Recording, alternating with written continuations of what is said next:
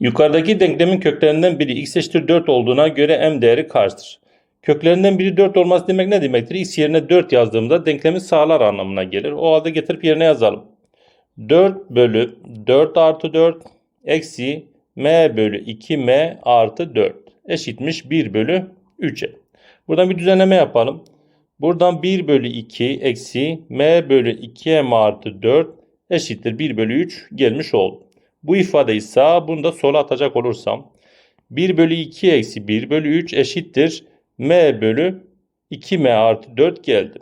Buradan paydaş diyelim 3 ile, bunu da 2 ile genişletirsem ne gelecektir? 1 bölü 6 eşittir m bölü 2m artı 4 geldi.